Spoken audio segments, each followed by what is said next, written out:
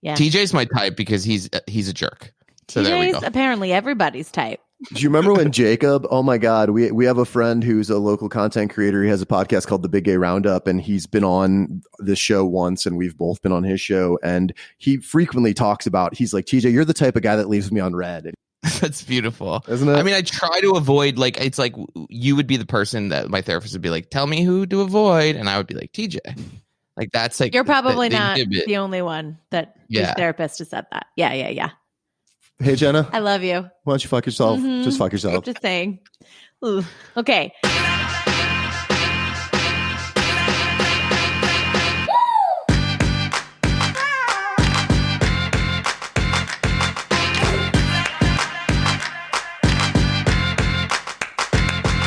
Guys, welcome back to another episode of Menage-A-Pod, the hysterical comedy podcast about sex, dating, relationships, and whatever else we feel like talking about. I'm TJ. As always, I'm joined by my co-host, BFF, and podcast life partner, Jenna. Oh, well, hello. Hi there, friend. How are you? I'm fantastic. How are you? I've got to ask, this like tan that you're rocking right now, is it the same tan you still? Tan. How are you? You are like glowing. You know what? It's the lotion. This is going to make me old, but it's definitely the lotion. I went to the lady who does my Botox. The amount of birthdays you've had is what makes us old, not the lotion. Oh, right. Okay. Right. That too. Anyway, I went to the lady who does my Botox and I was like, please fix this face. And she gave me all this stuff. And now it feels like I'm pretty sure the tan is holding on because I'm finally well moisturized. It took me this long to be well moisturized. You do look pretty moisturized. Yeah. I like that I'm glowing. Thank you for saying that. Your skin is quite dewy. Is it? Isn't that the term? I just ran a marathon before you got here, so it might be sweaty. You ran a marathon? Yeah, totally. Right before you got here. It was crazy. Just up and down this hall. Do you know 26 point whatever miles. 26.2. You know how I would run the only way I would run a marathon is if the only restaurant that had tacos was 13.1 miles from me, and the only way I could get there is if I had to run there and back. That would wow. Well, you know, I am a big believer in, this is so unrelated, but like when I try not to keep sweets in the house, and except for yourself though, right? I'm the only treat in this house. Girl, you That's a snack. Right. That's right. Okay, no, but I try not to do it, right? And sometimes I do the same thing with wine because of how much I consume. But I do this thing where like I won't keep it in the house because if I really, really want it, I'll have to make my ass get up off the couch and then go get it. And then it feels like a justification. Like I just walked these 3 blocks to get this piece of this cookie or whatever. You know what I mean? The same thing applies to wine, except it's like maybe 1 glass of wine and not the whole bottle of wine. I'm trying to think of all the times I've seen you drink wine, and now I'm going to do a ratio of amount of times I've seen you drink the whole bottle versus just 1 glass. It's like 90-10. That's rude. Trude. 90, it's trude. 90 to drinking the whole bottle? It's trude. When something's both true and rude, it's trude. It's something. I don't know. But also probably accurate. You're right. Last night I went over to DJ and Joe's and had dinner, and I go, I'm not drinking. I was like, my liver needs a break. I'm only bringing 1 bottle of wine. And then I go to walk out the door and I was like, who am I kidding? We're going to go through it. So then I brought whatever else I had in the fridge, which was like a half a bottle. Did you guys celebrate National Joe Day? That was a couple days ago. We didn't, but he did post something about it on Facebook, I think I saw. But yeah. Anyway, what's going on with you? Kind of randomly last night, I helped co-produce a show at the Laugh Factory on a very last minute thing. That's exciting. Yeah, that was incredible. It's first time doing that. Shout out to the friend of the pod, Paul Farivar, for giving me that opportunity. Yeah. Paul, let's hope you don't live to regret that one. Yeah. I'm just kidding. Do you know what I wish we could do? What's that? Every show, we should save the chatter before we record so that I can act surprised when I rehear the news. Should we try that? Let's try that next time. But maybe we should try to get Tommy. What did you do last night, TJ? Oh, so kind of randomly and last minute, I helped co-produce a show at the Laugh Factory. Oh my God, that's awesome. I had no idea. How did that happen? Kind of randomly, friend of the podcast, Paul Farivar. Thanks, Paul. That was better, right? It was better. Yeah, I know. I'm not a good actress, so maybe next time that's going to be the news. Well, now maybe just the minute you walk in the door, we just start recording and see what happens. We should do that. We should. right? 100%. Sorry, guys. You're now going to have to sit through like our testing of this. We're only 2 years into this and we're finally figuring it out. And honestly, man, we recorded the first episodes in October of 2018. So 2 years and 6 months. Holy shit, it's been that long? Yeah, we didn't release till December 11th, but the first episodes we recorded the week before your birthday, I think, in October of 2018. That's bananas. Yep. It's also bananas that we've been friends that long. It really, you know what? But it's such a rocky start there. Rocky start. We have rocky parts all over the place, but we're still going strong. That's a long time for us. You know what? And honestly, I tend to, and this will say a ton about me, and whatever, this is podcast related. I'm not going to say that friendships are disposable to me, but it's like, I feel like I grow out of friendships pretty quickly. And I'm just like, is this like the thing anymore?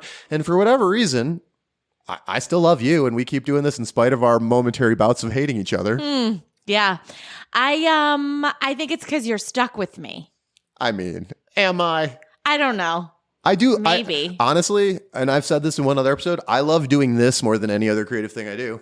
Really? Oh, for sure. You say that now, but now you have a show at the Laugh Factory. So, I mean, we'll see.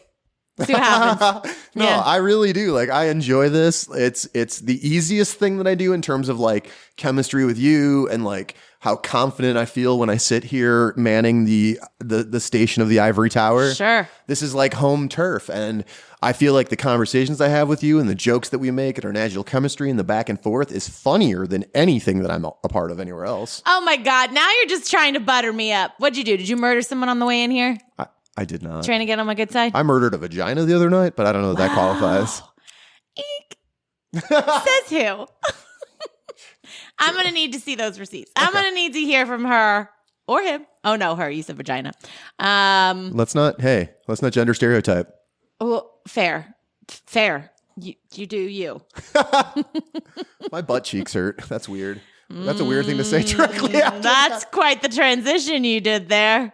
Just saying. Well, I have nothing new going on. I have nothing exciting going on right now. All I do is work. I do work, the radio show. If you guys aren't listening, tune into Real Talk with Jenna every, Tuesday and Thursday at 8 Central Standard on Be Positive Radio. I am in the process. You'd be so proud of me. I looked up how to do this and put it in like on a podcast form. Yeah, you just. I like did all the Googling. I channeled you. It was great. Are you just going to use Anchor?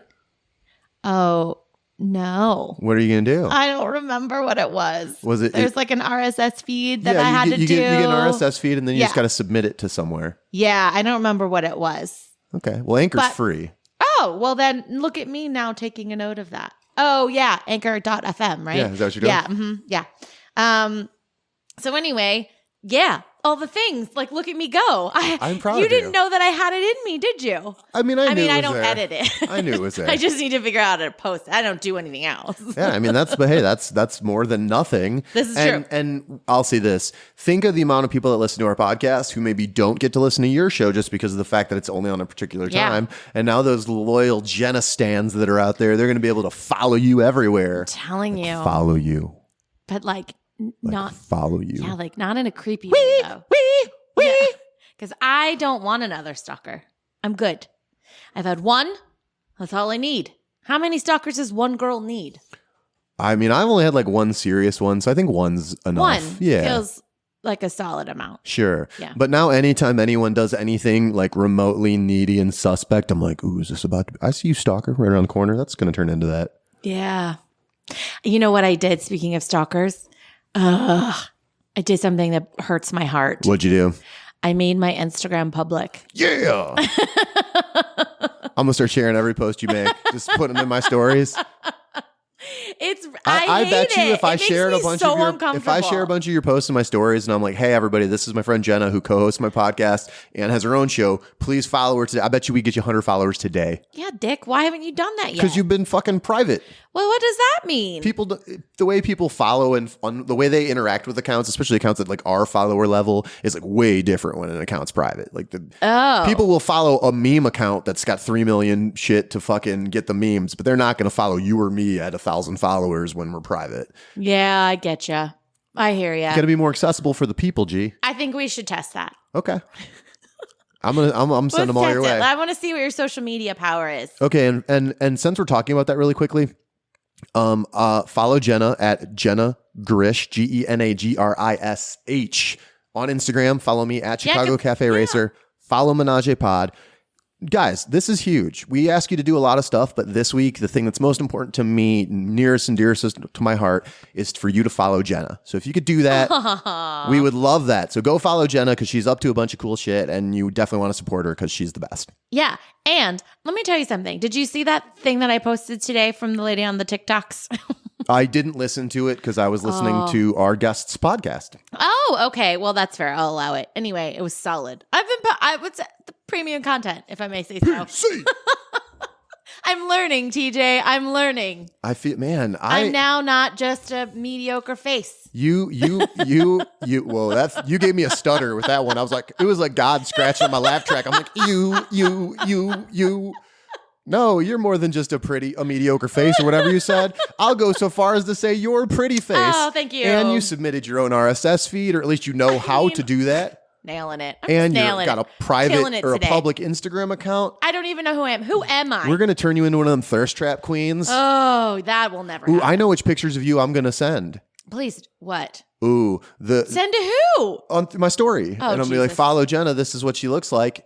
You have a picture ritual when you get to Florida. I knew you were going to say that. Do you know why I know you were going to say that? Why? Because who was I talking to? I would love to give whoever it was a shout out because it was very funny. A girlfriend, one of my girlfriends, was like, I think it might have actually been Jenny, but she was like, literally the only thirst traps you ever post are once a year when you're in Florida. And I was like, and they look goddamn identical. Because like I don't do that's not my style. I don't do that. It's not my style either. Oh, whatever. You're like famous. If I see one more fucking car selfie of you. Hey, the last or like laying 3 of down. Yeah. Or snuggling your dog. That's like so not me.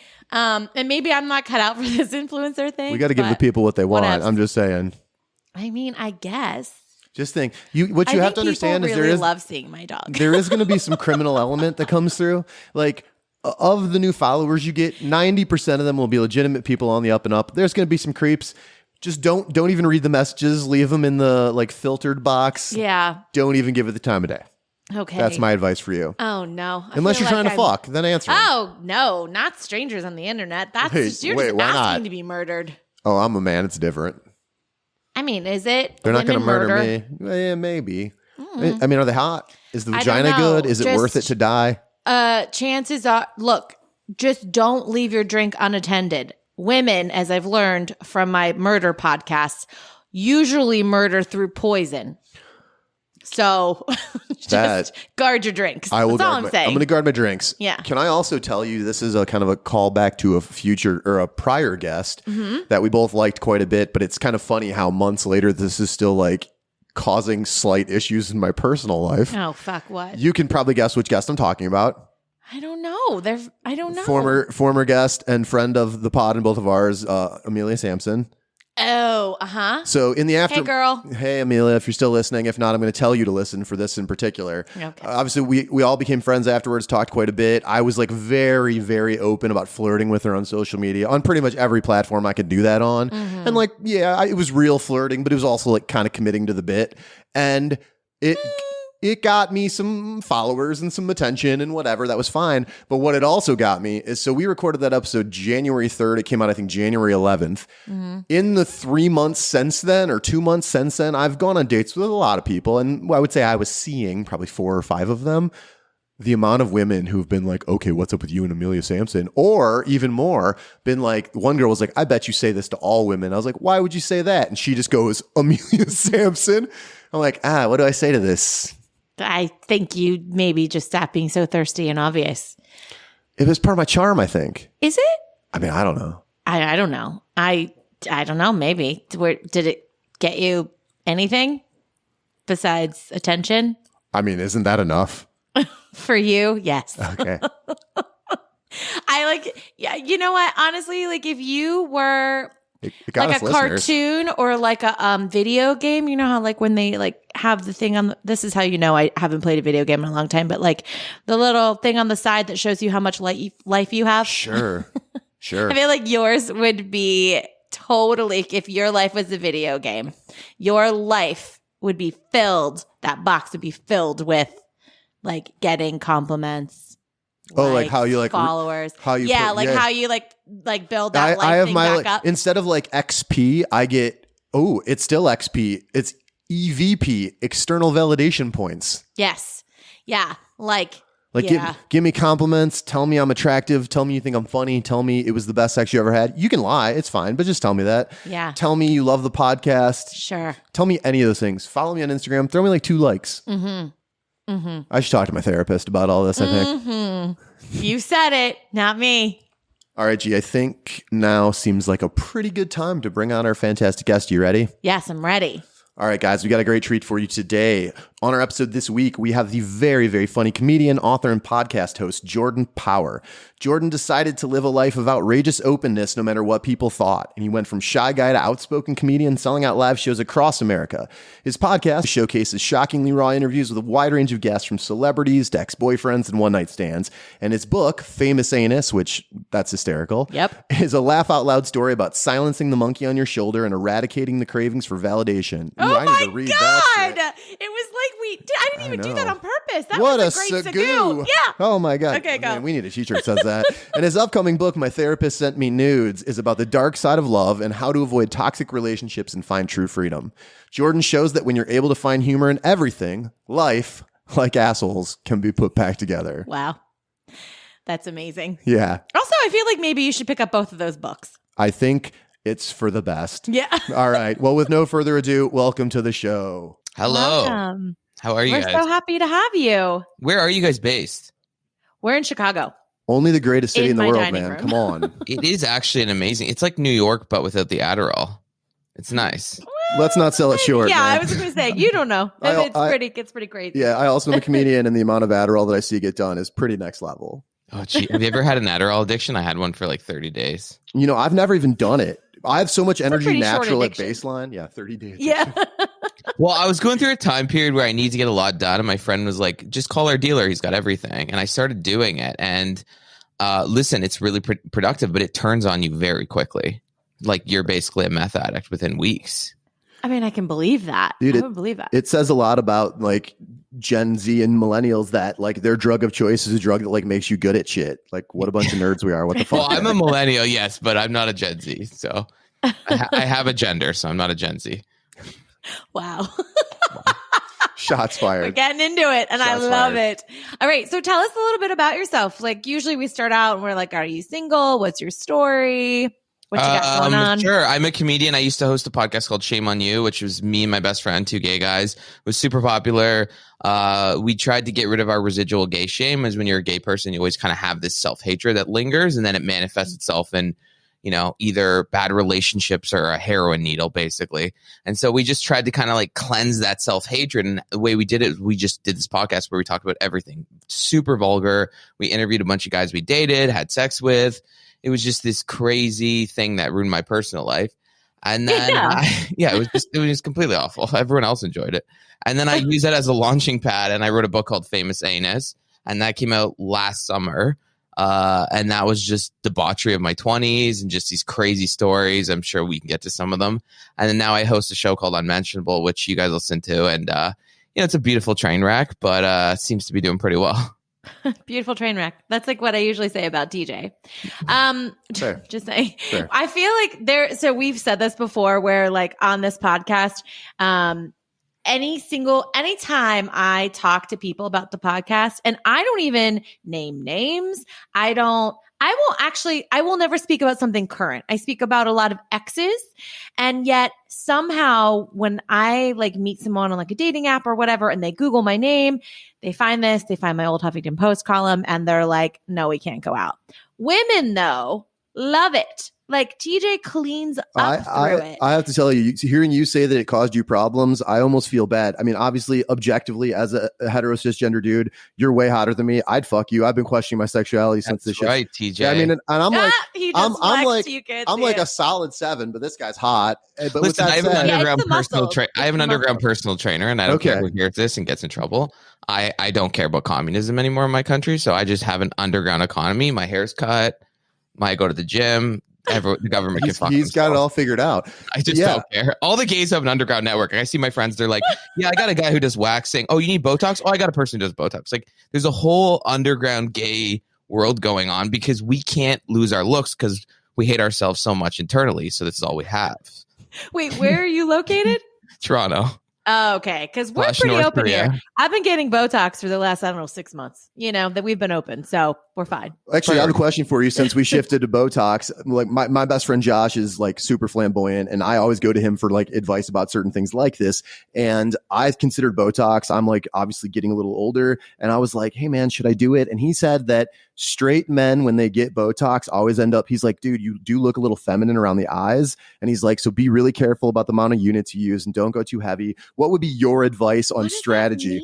He said that like if you get it near the, because you met my friend Josh. Too feminine around the eyes. Yeah. I don't know My what friend that means. Josh is mentally ill. Like, let's be real. I mean, who is this guy?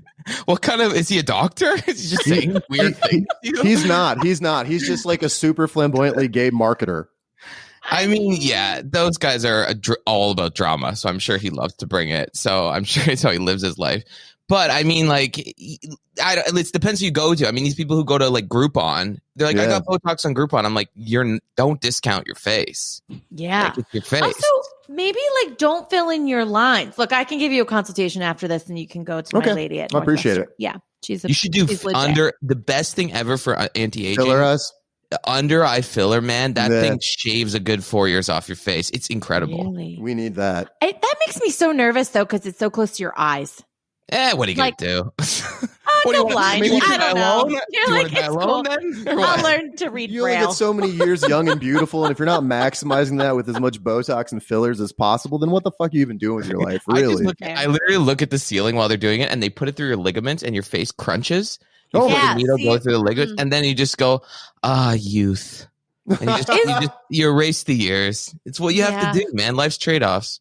I understand. You don't have to tell us how old you are, but are you in your 20s or your 30s? I know I'm you're a 34. millennial, but 34. Okay. 34. No, we're not that far apart in age. No. Man, that makes me feel even worse about how I look. God damn it. Well, straight men age like avocados. It's despicable. I mean, really. It's true because you probably have like a 10-step like face care routine or something, right? I don't do that much. I just use a little bit No? of Botox and some fillers and some sunscreen. That's honestly really all I do. But it makes a big sunscreen. difference. That's the part I Sunscreen always is like forget. you can't fuck around. You gotta do sunscreen every day. I know. But listen, I also abuse tons of drugs, like more than anybody I know, drugs and alcohol. So it's even more of a miracle considering what I put my body through. He's found the fountain of youth. He really has. Dr. Solomon, North York. That's an unpaid promo right there. Dr. Solomon, if this gets you any business, we do expect a kickback on that. So like we said at the top of the show, but like we've been listening to a couple of the episodes of your podcast. Can you kind of walk us through like how that was born? Like everyone obviously always has an origin story. We've told ours a million times, but like ours was born from, what was ours? Divorce. Yeah, we both got divorced at the same time. We met on a dating app and like did not have chemistry dating. And then immediately we had friends who were in broadcasting and I was trying to break into comedy and someone was like, hey, you guys should start a podcast. And wait, so you didn't have chemistry, but you're like, let's start a podcast? Well, we had chemistry as friends. Like we got along really well. Yeah. It was just like not the other kind of didn't make chemistry. you orgasm. Let's be real. That's what happened. Ooh, you said it, not me. She's like, what are you doing down there? Can we It's be weird. friends? I feel like we're having, Jen, are we having issues with the Wi-Fi? What just happened right there? Is that going to be edited out? That's gonna. Yep. Oh, was that right? I was just jumping. No. When you're You had a nerve. when you're the host and the producer, you can just I'll creatively story tell this. TJ is one of those guys that like either is amazing in bed or horrific. When someone says you're good in bed, it's highly subjective. It's because like I'm sure there's people there that say I'm good in bed. I'm sure there's people there that say I'm terrible. It's just like you don't have chemistry with someone. You don't have chemistry. It's just like Totally. Like I was a whore in my 20s. Like you guys think you were bad. Like at one point I remember I slept with 5 different people in like 2 weeks. Also here I'll one up you. I had sex with my boss. It's in my book. Oh, yeah. Check that out for sure. Is this the first book, Famous Anus, or the upcoming book? That's the first book. But I mean, it's like I didn't even use it for corporate advancement. I just did it because I'm a sick comedian who's trying to be funny at brunch. And that's the sadness of it all. I wasn't even that attracted to him, but I was just like, oh, this will be a fun story at brunch. Jordan, I just got asked to start co-producing a show, and the other guy emailed me today and said he has some rules, and one of his rules was that I'm not allowed to fuck any of the female comics. Says who? Anyways, okay, back to my show. Sorry, I went off the rails. The point of my show, God, I don't even know. Okay, I mean, listen, I've always been entertained by the seedy underbelly society, people you don't hear from.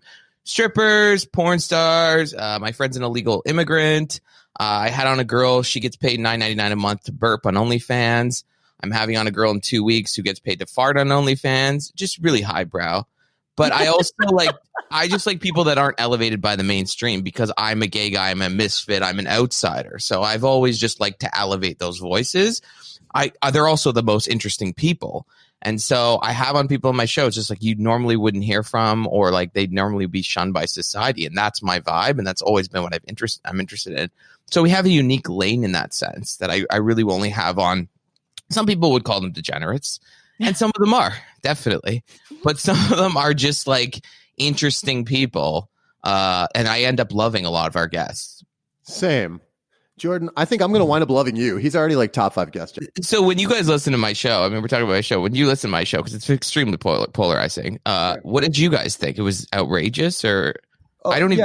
I'm desensitized. I wouldn't say that. I think Jen and I, in spite of the fact that when you look at us, we just look like the most milk toast regular ass people ever. Like, we're both like super progressive liberals. Like, I am an absolute fucking degenerate in every way. Yeah, spit it out. But I'm like a total fucking degenerate. And that's a fucking Canadian. Like, yeah, what? Right. Progressivism is a disease. We'll get into that. Okay. Is this where I make the main? Go on. It very well could be. But to that point, like, I think we are like live in Chicago, and we've had guests who like a dominatrix who owns like sex dungeons, and like we've had some wild shit on this podcast. So hearing similar tone things in another creative forum, honestly, it's more interesting to me than polarizing in any way, because it's cool to see someone who is at a glance different from me, the way they interact with those same like very charged and polarizing topics. Yeah. Okay, good. Thank you. So you guys will keep listening? Yeah, for sure. And honestly, I listened to some episodes of your old podcast as well. And that one's a train wreck. That's a real train wreck. The most recent episode of that one was also fucking hysterical. I laughed my ass off through it. Oh, was it Marcus Cage, the straight man who does gay porn? No, it was the one with like your neighbor who you'd gone on a date with. Oh, yes. Listen, I got to move. I mean, I'll probably just come to Chicago. I mean, your president's like we live a corpse. So I mean, what do you want? We live in Boys Town. You can get away with anything. We're in Boys Town right now. This is like literally the gayest neighborhood in Chicago. So come hang. Like, the thing about like big cities is I'm like a type A dreamer, and unfortunately, like that's the thing about Canada is there's like a ceiling to a lot of things. It's like if you dominate in something, you end up just going to the US. So I like that type A New York, Chicago kind of vibe. Not LA, it's a shithole. But like mostly big cities kind of that vibe. That's always been my scene. So maybe I'll come. I mean, if you get a president who has a pulse, I'll definitely like make my way down there. It's probably not going to happen anytime soon. Or maybe it will, because he might just drop dead. He could. Did you see him the other day when he said he called her President Kamala Harris in a press conference? I thought, not yet, Joe. You don't ruin the surprise. At some point, we're going to stop being the laughing stock of everybody else. At some point, right? Like, it has to happen. I feel like we're due. We're due. Sure. We're known for questionable presidents, and Canada's known for giving the world Nickelback. Same. Oh, that's true. I mean, listen, your country is really in the final stage of decline. I mean, you know that, right? You guys are aware of this. I mean, I try not to acknowledge it. I live in a basic, just prolonged period of just like a fugue state where I've like turned off to everything going on around me. Yes. All right. Well, I think we should shift back to the star of the show here, G. Maybe we should. All right. So there were a few stories that I think that were teased out to us, earlier on. And there are two that I actually wanted to bring up because they caught my eye, but I'm sure this will spiral into others. But there was one about finding your dad's dating profile. Oh, yeah. This is why I'm funny, because my dad was a gay penis doctor. And I'm a gay man who has ulcerative colitis, which is like a disease you get basically in your asshole. Sure. So really life just set me up for like, great, you have to be funny now because this just makes no sense. But the story of my dad is I thought my dad was straight my whole life. And, in retrospect, there's obviously some moments. Like he was really good with folding towels and he loved like Could he fold a fitted pastel sheet? colors. He loved like pastel, like there's little things, right? And then but anyways, one day my dad left the computer open and on a website called squirt.org, which for anyone that doesn't know about that's like a gay hookup site for it. You only rate outdoor places to have sex. It's like Yelp for dick is how I would basically put it. Okay. So you That literally works. will rate like Esso gas station, 5 stars, blah, blah, blah. And so I told my mom, I didn't even approach him. I just told my mom, probably in retrospect, I should have told him. I told my mom, Wait, and I'm that was sorry, the how old were you at this point? 23. Okay. And that was the basis for their divorce. So my parents basically my mom got a divorce lawyer, and then my dad just decided to, instead of really realizing who he was and coming to terms with who he was, he just left our family, went to the other side of the country, and just started a whole new family with a woman. Oh my God. With a woman? Yeah. Wow. Plot twist. Yeah, Mhm. I didn't see that one coming. No, he kept the grift up. Like he just kept it going. Yeah. That's really sad though for him. Like Yeah, her how name's is Kim if she's listening. Well, we call her Jim. wow. Did you call her Jim? We call her Jim. How long were your parents married before she found 26 out? years of fake love. Holy shit. I mean, it doesn't mean I- it's fake love. Can I tell you, I feel like you missed an opportunity by not naming your podcast that. Oh, what? Dad's gay? 26 years of fake love. Oh, There was a Well- lot of opportunities here. listen, my mom's dangling after that, so I don't want to really like put it too much in her face. Aw. But Oh.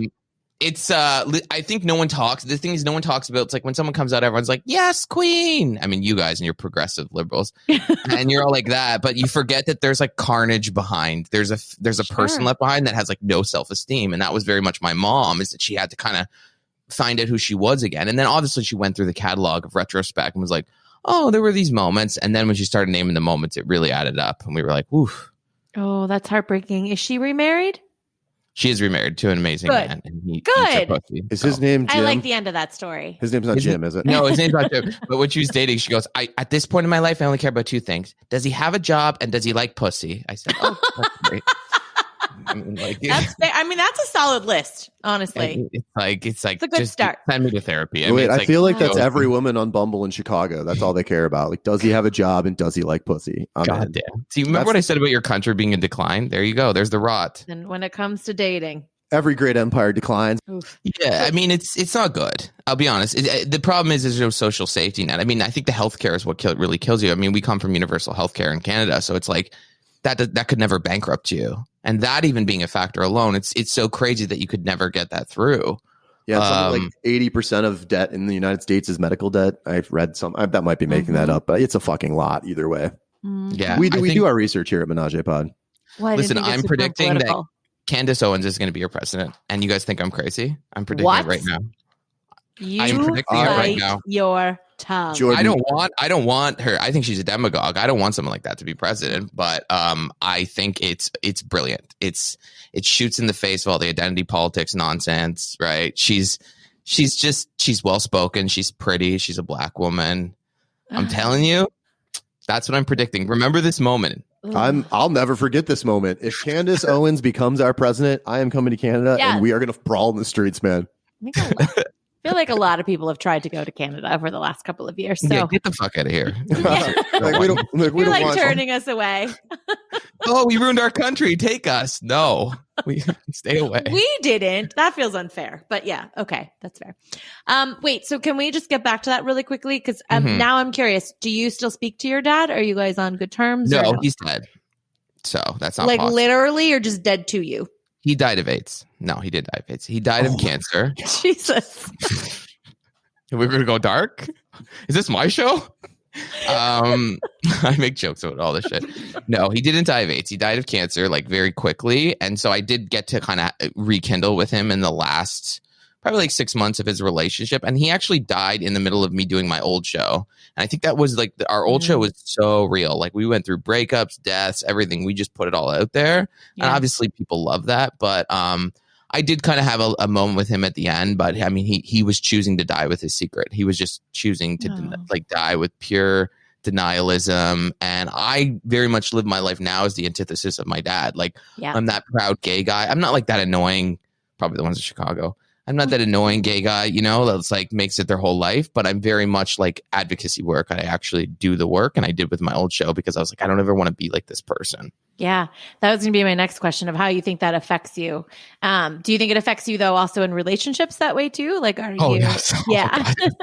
I mean, my book is basically just like, it's amazing I'm not dead. That's basically, you read my book and you go, it's amazing he's not dead, because it really is me like blacking out in Brazil, waking up in a stranger's bed, sleeping with my boss, sleeping with alcoholics, like really just me just being a very broken person with no sense of self-worth and just kind of not having any of the tools to go through life. And that I very much attribute that to having an absent father and, like daddy issues. It's real, definitely. But at this point in my life, I try to avoid people that are like, I'm trying to be the antithesis of my dad. So when I see someone who's emotionally unavailable or insincere, I run for the hills. And that I think is just maturity. Mm-hmm. It is. Are you in therapy? That's one of those questions where like, it's like loaded. Like, are you in therapy? No, well, I'm just curious because like I'm in therapy. I'm in therapy. Yeah, I just think it's important. And I've had a pretty vanilla childhood. My mom's a little crazy, but nothing like out of the ordinary. But, sometimes you process information. It's nice to have someone to help you process it, right? So, well, I did go to therapy for 6 months in the middle of my podcast because I was ascending in notoriety and it was a nightmare. Like I'd get recognized on the streets and we started selling out shows and I didn't like it at all. I liked doing the show and being recognized for my craft, but I thought it was very anxiety inducing when people come up to you on the streets and kind of talk to you. I don't enjoy it. Like TJ, who just fucks them. Like I'm an adult. He'd love it. Are you kidding? It's He's funny. like, well, it's you're dreaming. Your face just went blank, and I was like, he wants to do. Well, this. no, it's because so like the level of that I get is obviously a little bit different than the level you get, but I do get some of that, and I will say that as much as I like love the attention and have absolutely capitalized on it in dating and sexual terms, I am torn about it for sure, and there is a part of me that's like massively uncomfortable about it, and. What I found is this, it's out of my vibe because I'm like a bigger dude and I'm bearded. I do get hit on by men quite a bit. And some of the slides that I get from guys, I'm like, holy fuck. I'm like, I feel bad about the shit I've said to women because now it's getting said to me by a dude. And I'm like, oh God, this is what it's like. And even honestly, sometimes I get stuff from women where it's just like one time we had someone send a video to the podcast, a woman like on her stomach holding like a phone on a selfie cam, dildoing her ass. She like laid on, and I'm like, it's weird as fuck. Like, what is she looking to get accomplished with that video? And it's like, yeah, the relentless egomania is like, yeah, this is great. But the minute that initial rush wears away, I'm like, this is just uncomfortable and awkward. And like, what's even getting accomplished? Well, I think we attract people that are similar to us. Obviously, you're rubbing off. Great. Well, something represented you. No, but it's you're mining your personal life for content, and that's a nightmare. I was very radioactive with my old show. No one wanted to date me. No one to be around me, and for good reason. I was literally recapping my life every week in graphic detail. But now, when I go to date, and like a bunch of guys will know the show, it's like they don't trust me. Like I'm like, and even on my show now, Unmentionable, I mentioned briefly that I was dating a Republican guy in Florida, and that's all I've talked about in 3.5 months of doing the show. Because I want to get external, because it's a nightmare, because you become just a product and you always are like, I need to perform. I need to produce content. When the content's your life, that's when it gets really sick. So I just like, I don't do that very much anymore. And there's enough crap going on that I don't need to focus on me anymore. And honestly, I feel like and it's as someone who totally does this, I feel like it's almost just a crutch when you are maybe creatively inclined or you have that itch. It's kind of the easiest way to start creating is just to like leverage your own shit. But there gets to be a point where the opportunity cost of leveraging that and giving you that vulnerability up to just your listeners and not only what it means to give it to them, but then how much that lessens what you give to the people who are actually in your life, because it's not as valuable because you're giving it to everyone. And now as I'm starting to like do more stand up and I'm like, okay, how do I write jokes that aren't about like how big of a scumbag I am? Like why I need to like make some. That's your brand. Don't go away from your brand. It is my brand. He knows you so well. He just met you. No. I'm just. I can tell at your core, you're like a good person. I feel that vibe. But the external is, Tucker Max. Yeah. Oh, for sure. Yes. And I honestly, God, yes. I said one day in an episode, I told her, I was like, I've spent 2.5 years like creating this villain. And she was like 2.5 or 30 plus. And I'm like, fair point. You know what? I think it's also like, but are you also like a big softie at heart? Because I tend to find that the people that proclaim to be all about kindness, like Ellen DeGeneres, they end up just being like a demon. Like it's really, because I've been in the entertainment business for like 11 years, not doing this, but like different facets. Sure. And it was always the people that tried to like project an image onto you, like I'm the kindest person, blah, blah, blah. Whereas like, I do get the moniker of like prick with my show or like jerk, but anyone who knows me knows I'm like a big softie. But it's just sometimes when you're honest, you do get that, like, because people don't want to hear the truth, and the truth is brutal. So I don't know, but I'm sure at your core, you're not a terrible person. Are you? No, honestly, that's Jenna in Her an face episode. just like, I know. Jenna, she actually in an episode said something about my mushy gushy center. She's like, it's all exterior, but once you get past that, and it's true. I'm like a hopeless romantic. I'm always falling in and out of love. True. I mean, come on. I can't be that bad. So, but why don't you just find a girl to sit down with? Like, why do you have to just spread your chlamydia all over? I've tried. Man, is chlamydia? Wait, I thought my shot cleared that up. It's a pill. Isn't the COVID shot like dual purpose? You're not a real whore. I've had chlamydia twice in a week. It's in my book. So, I mean, how does that happen? Well, when your parents don't love you properly, you start dating alcoholics, and then it just spirals from there. But I just mean like physically, like, right? Because you get the medicine for it, then it doesn't go away that fast. So how did you get it twice? He didn't take it because he was an alcoholic. He took the pills for 3 days, and he thought, oh, it must be gone. Like as if the 7 days was a light suggestion. And so he just like got drunk or whatever. And then like a week went by, and I was like, oh, let's have sex again. Like I was healed. Mm-hmm. And then like 3 days later, I remember I was just like, ugh. It's back. Oh no. Like, and I had to go back to the same doctor and like see her again. And I walked in because it was like a walk-in clinic. I walked in, I was like, oh, damn it. Like I just knew. And she like sat down and I told her the whole story. And I wrote in my book, the only way I can describe what she looked like is she looked like how you would look at like a house that just went up in flames and like roasted a family of four. Like she was just in like frozen, like she couldn't even breathe. And then she said to me, I don't know if this is my place, but if you can't trust someone, why are you sleeping with them? I said, wow, that's a great question. I really don't even know the answer. It's really the story of my life. Your like formative childhood trauma would be my guess. I mean, yeah, among multiple things. Yes. Yeah. I mean, I hate when nurses do that. Like that's happened to me before, like going to the gynecologist for, whatever, like checkups. And for lemon check. This woman was like, oh, was that me? Sorry, guys. The doctor, I don't know, she was a nurse or something. She basically was like shaming me because I don't use birth control and didn't ask me why, didn't ask if there was a reason, just said like, I see that you're not on it and like you're having sex regularly. Like, do you want kids? And I said, no, never. And she goes, well, then you should be on birth control. What are you doing? And there was so much judgment in her voice. And I was like, I literally go, is this your job? Like, I'm not, this isn't. Yeah, demoralizing. You don't want to demoralize. Yeah. Like it was so unhelpful. So like, it's not their job to sit there and judge you. I mean, like she could silently judge you maybe for coming in twice or me for like having unprotected sex, whatever, fine. But like, they can't. But we talk about brutal truths. Like my mom was a doctor and she said for like, let's be honest, our whole healthcare system is clogged up because of obese people. It's just what it is. I mean, you look at the stats, 8 out of 10 people in the hospital with COVID are obese. Yeah. So that's like the like brutal truth that no one wants to talk about because everyone's like, oh, Lizzo. But like, I mean, listen, she's like out of breath from combing her hair. Like that's not healthy. Stop, you progressives. The DNA came back. Turns out I'm 100% emphysema. Yeah. Ragu.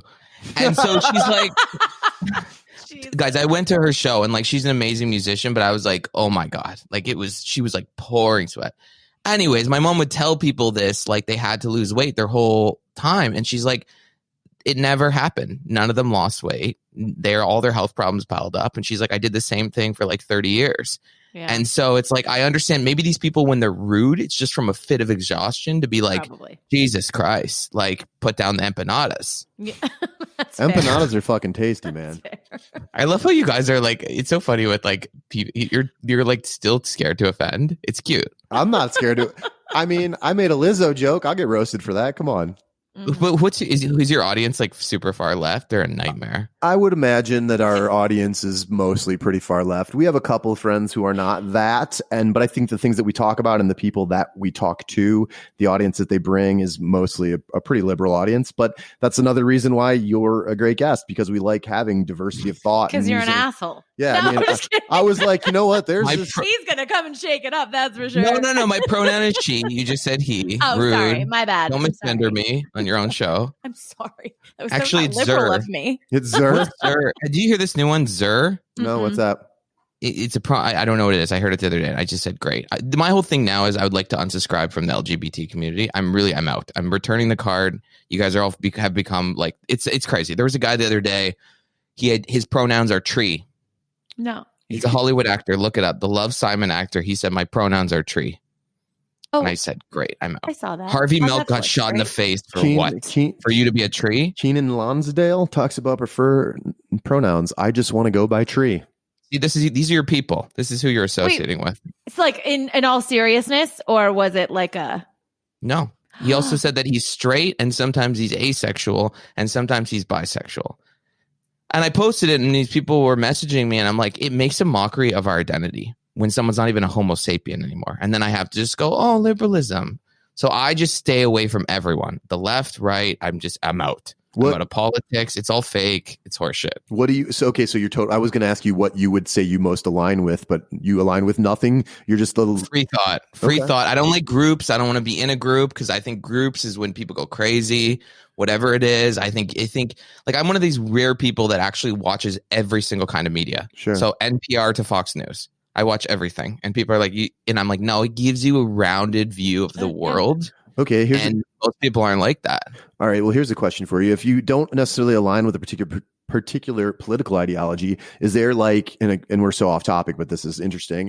Is there someone out there, some thinker, some intellectual, some pundit, somebody who you really feel aligned with, or you kind of like Glenn Greenwald? Okay. That's my hero. All right. Because and someone would say that's a left wing, far left person, but he's getting called right wing now, even though he was an AOC supporter in the beginning, because he calls out what politics really is, and it really shifts your mind when you start thinking of it. It's very much, the two parties are very similar. They both love the Federal Reserve. They both love the military. The economic policy is not that different. Sure. And you think when you go through cycles of people, like you guys have, Trump to Biden, did your life change in some dramatic way? Not really. But because now it's the politics, you have to look at it as top down, meaning like Nancy Pelosi and Trump have a lot more in common than, you and your neighbor who might be conservative or liberal and disagree on abortion or little things like that. And so once you start framing it differently, so I look at people that are independent thinkers, like Glenn is like anti-surveillance state, which I am, anti-military, like the mainstream media, like CNN, all these things, when have they ever been against a war until afterward? Our military spending is next level. I mean, anytime they do any sort of deep dive into that sort of thing, it's like we spend more than the next like 21 countries combined. And like our amount of naval destroyers and like flight, anything, basically planes and things that can fly, we have more than the next like 17 countries combined. I mean, we clearly, and to that point, don't have socialized healthcare, don't have a general social safety net.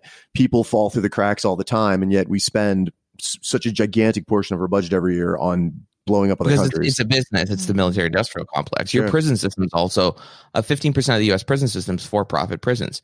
That's crazy. There's a financial incentive to throw young black men in jail.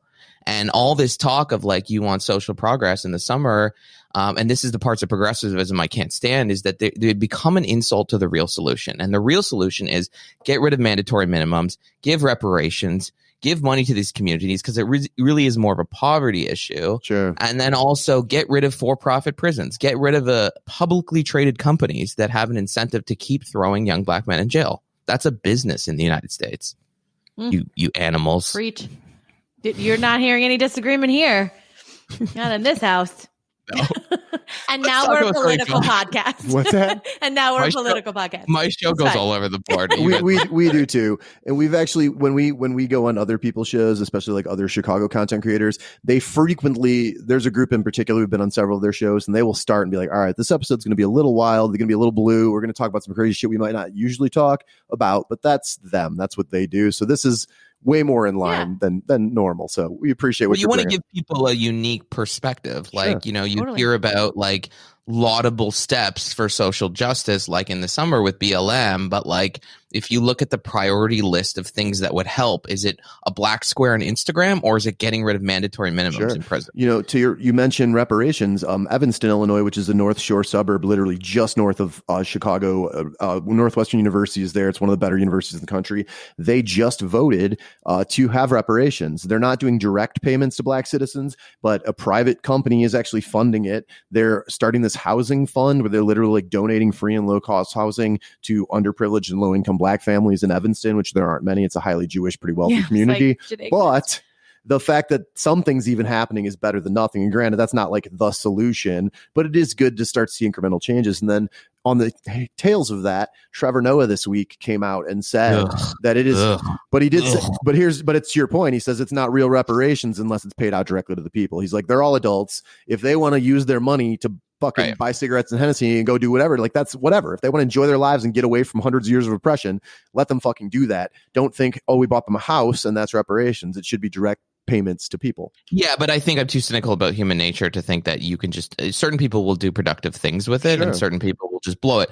But then again, it's right what you said, because it's like people are saying about the stimulus checks. It's like, oh, we're going to give people this much and they might do this with it. It's just like, when you get into a world where you tell people how to spend the money, then that's not a good thing. But that stimulus money just goes right to corporations because it goes in, you have to pay your insurance, you have to pay your landlord. So it really is just a fake way of printing money and propping up the economy and the stock market from crashing. And so like what's so interesting about America, because I really like, I'm so interested in American politics, because it's like I'm watching a car accident. And I'm like, no, don't do that. It's like you just print the money, but it's corporate totalitarianism is that you print the money and then that government money goes to corporations. And what they do is they buy back their own stock and it just artificially inflates the CEO salaries. So all you're doing is basically having government subsidized more money for richer people. It's a really messed up system. Well, I think that was actually one of the big hangups in the first stimulus package was that they were trying to have something written in to make it the parts of it that were going back into corporations. They wanted to write in stipulations that were going to prevent them from buying back their stocks with any of that money. And that was one of the big holdups that most of the Republicans would not vote for. And then that obviously ended up getting scrapped from it so they could do it anyway. Yeah, but it's not just Republicans. No. Trust me.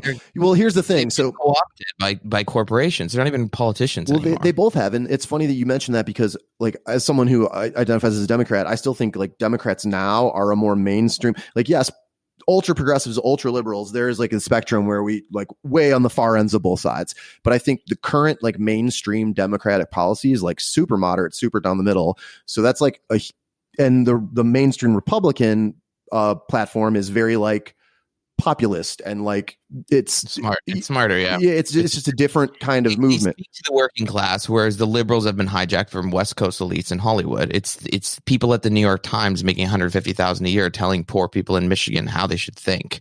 That's exactly how Trump got elected.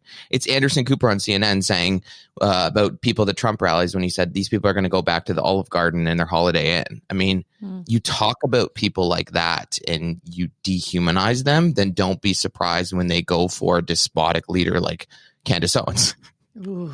I swear to God, I'm going to come kick you right in the dick if that happens, man. I will. That'll turn me on. We will find it. Oh, that's true. Yeah. TJ's my type because he's a jerk. So there we go. Apparently everybody's type. Do you remember when Jacob, oh my God, we have a friend who's a local content creator. He has a podcast called The Big Gay Roundup, and he's been on this show once, and we've both been on his show. And he frequently talks about, he's like, TJ, you're the type of guy that leaves me on red. That's beautiful. Isn't it? I mean, I try to avoid, like, it's like you would be the person that my therapist would be like, tell me who to avoid. And I would be like, TJ. Like, that's like, you're probably not the only one that your therapist has said that. Yeah. Hey, Jenna. I love you. Why don't you fuck yourself? Just fuck yourself. Just saying. Ooh. Okay. All right. So I actually have I want to hear. Yeah, no. I kind of want to hear like what your favorite. You hit on it before we started to record. So like your favorite episode of the podcast. And the story you were mentioning earlier. I don't want to give it away. Of Unmentionable or my old show? It was Unmentionable. Yeah. About the. Oh, my favorite episode is wow. I mean, honestly, I can't even believe I'm still on YouTube. Frankly, like, I mean, it's coming soon. Kamala Harris can put the gun in their head and say, "Get this off." But no, I don't know. Okay, there's one guy I had on who created the Baldo. The Baldo is the world's first ball dildo. Okay. This is not, it's like I've a real thing. never heard of this. It's actually a product out. That's a good thing. The mainstream media has some upsides. They keep this shit out, but I bring it on to filth. I'm like, here you go. It's a ball dildo. You put your balls in this contraption, and then essentially your penis is just like fine. And then you fuck your partner with your balls, and it holds your balls in the thing very tightly so that they're not like in pain. Sure. And he had a ballgasm, which is where he was fucking his partner, his wife, and basically his penis, he was like getting so much pleasure, his penis shot without even touching it from the ball dildo. So that's like the main selling point is like have a ballgasm. I did call him a fucking freak before he came on the show, but he still came on. So I was like, oof. I don't think you heard that, but he has raised $56,000. So that it's the end. Yeah, so I'm looking at the China will be here soon, and let's just wait around. Yeah, I'm looking at the Indiegogo right now. He has raised $50,000. The world's first ball dildo that uses your balls for penetrative sex. Join the ball sex revolution. As a woman though, I'm trying to figure out how that happens. So he's literally having sex with his balls. So not like his actual penis, it's just the balls inside of her. I mean, right, if you could see, I would recommend just open another window and Google that real quick because it's something to be seen. I have to ask you, Jordan, and this is something that, since we're here, why not? As a straight man, I do not like my balls to be fucked with that much. Like if someone licks them a little bit, sure, fine. But when someone gives them a too aggressive of a fondling, or they're doing a little extra with the balls, I'm not here for that. Do you like that? I don't have balls. I'm gay. Gay people don't have balls. You have huge balls, man. Look at the way you're talking right now. I have actually a really nice butt. My balls are just they're mediocre. Sure, but you like them played. What makes a good ball? Like they're not. No offense, but they're not like. Well, I Botoxed my balls, so now they're real smooth, and it's like sit really high. It's like a very young looking ball. I knew a guy in high school where his balls were so low, and he would sit in the toilet and they would go in the water. Mine do that. I have huge balls. It's unfortunate. I literally, if I'm gonna I have to I will literally grab ball skin and kind of scoot it to the side as I sit on the toilet so my balls don't dunk. So if you're making love to some girl, doggy, my balls are just it's like a clock tower, and something's coming through, and is it loud? Yeah, it honestly. Get off me. Okay, I'm gonna say a sexual experience I had in the last couple days. There was some pretty vigorous sex from behind. Pandemic. How dare you? I'm vaccinated and COVID. I've already had COVID. We're good to go. So I'm doing it doggy style, or in the style of the dog, as we like to say on the streets, and it sounds the same way. If you, granted, you have abs. I have love handles, but when your body hits ass. There's the smack. And now just imagine that it's happening on the upper ass from my midsection, but it's also happening on the inner thighs or labia from my balls snapping underneath it too. Why am I here? So What's happening right now?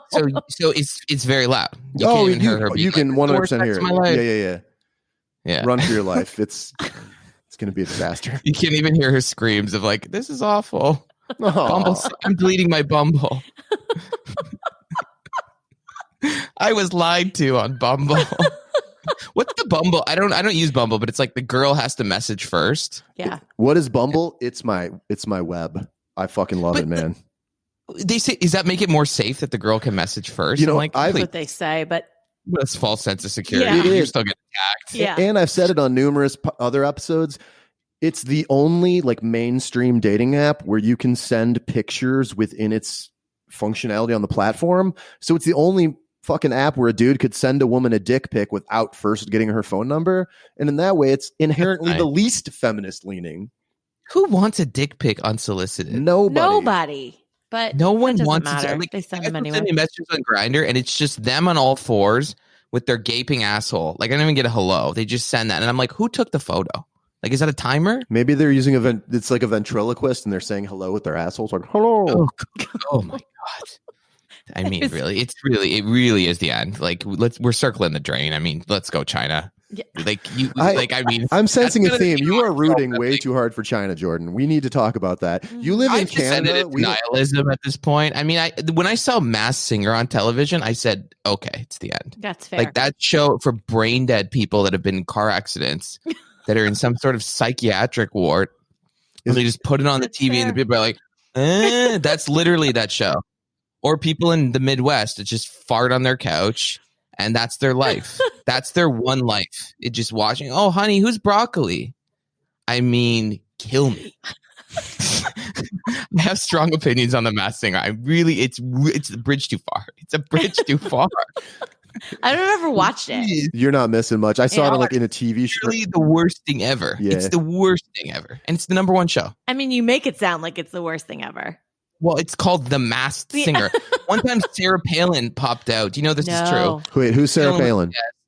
That moron. Okay. So she popped out and then she started rapping. And that was one of the episodes. Oh, that's a clip I'm going to have to see. Just for sheer giggles. That's where her career is, eh? She's running for vice president, and now she's rapping in a furry costume. You know, life comes at you fast. She can see Russia from her backyard, man. She's qualified to handle foreign affairs. Your country is a shit show. Well, I mean, if what you're using as the metric of if our country's a shit show is Sarah Palin's creative output, a hard pass on that. Mm-hmm. She is not my people.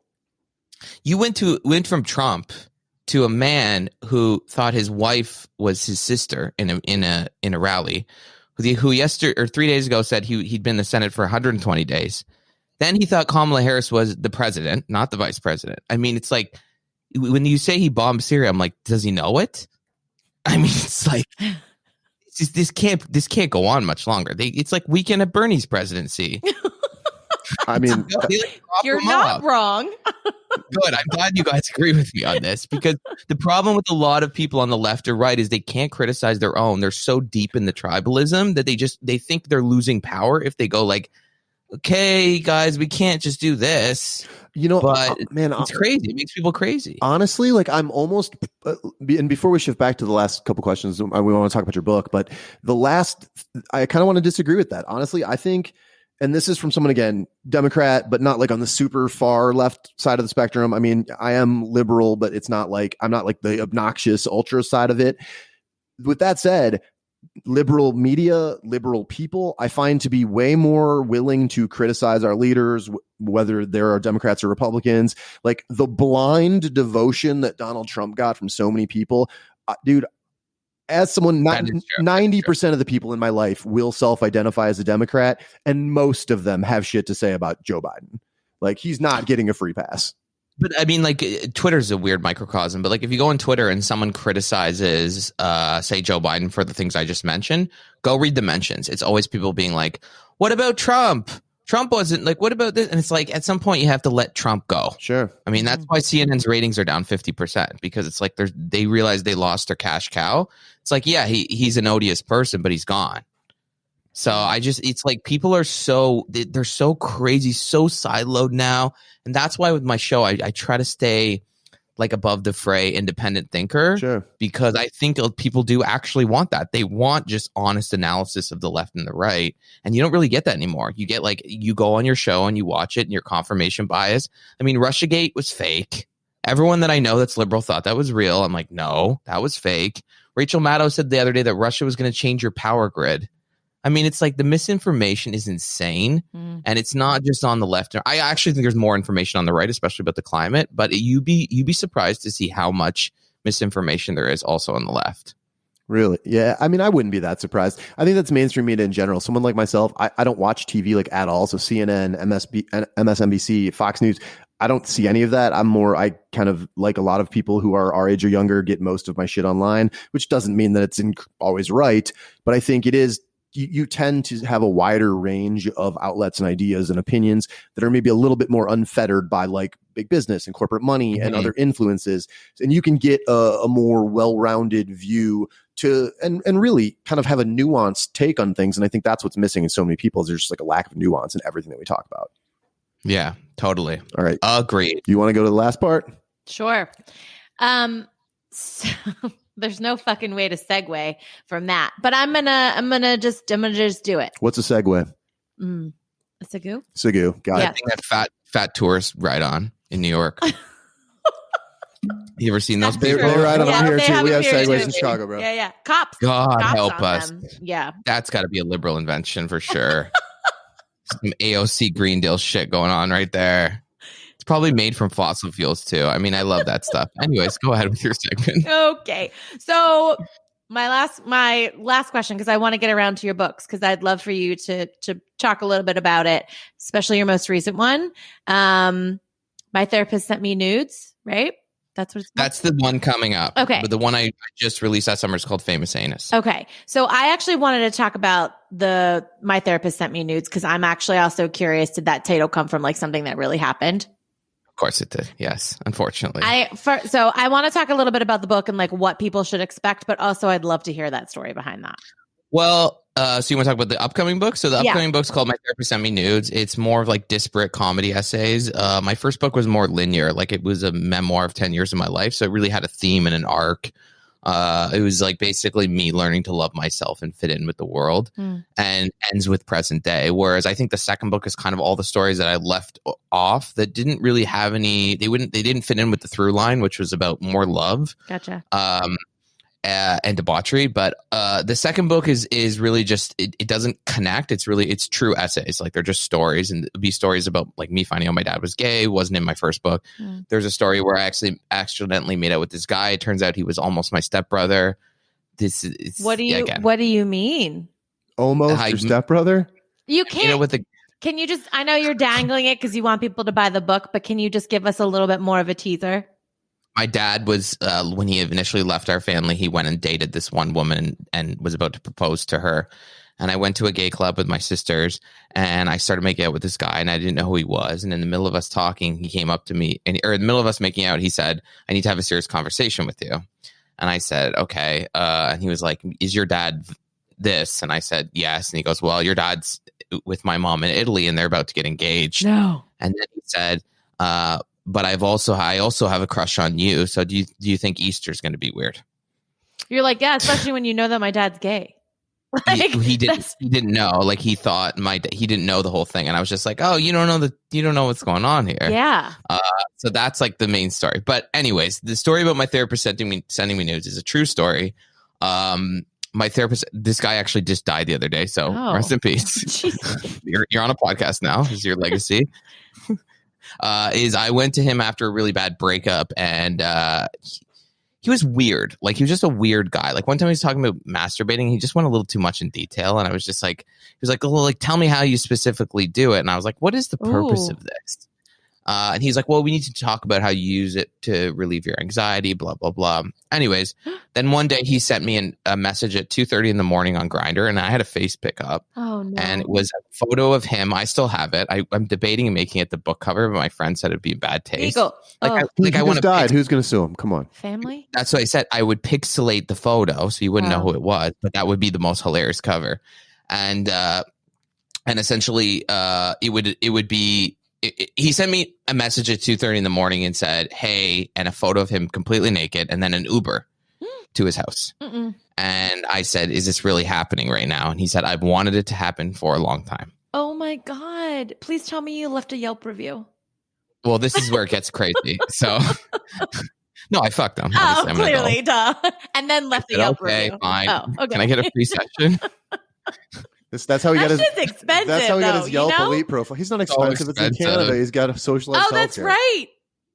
It's not covered. That stuff's not covered. Oh, they don't cover psychotherapy. But anyways, yeah. So I then like stopped seeing him and blah blah blah. And then on my old show, Shame on You, I was telling the story, but I didn't say his name. I just said like, "There's a therapist in Toronto," and I told everyone the story. Well, my show was like listened to by like sometimes like episodes were doing like over 20,000 downloads. A lot of it within Toronto. So within 2 weeks, I had 7 different messages saying, "Is it let's say Dr. Smith. Is it Dr. Smith? Is it Dr. Smith? 7 people all knew who it was just by me talking about him. So clearly it was his MO. issue. Sure. Yeah. Wow. So, and then I found out like he just died. Like someone told me that the other day. And so that's a story in my book. And then I just have I have so many other crazy stories that I didn't include, like me going to Ibiza, my friends almost died. That was a fun story. And just I just lived a debaucherous 20s. And so it's kind of like Tucker Max, Chelsea Handler style, but like gay guy. But this is kind of going to be my second like gay book. And then the third book and everything beyond is going to be like not gay, just more like just general stories, just because it's more lucrative. Sure. Frankly. Hey, you're kind of your market for it is very niche, obviously.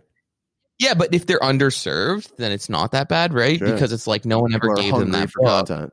Yeah, and so it's got glowing reviews and it's doing really well, and like Famous Anus.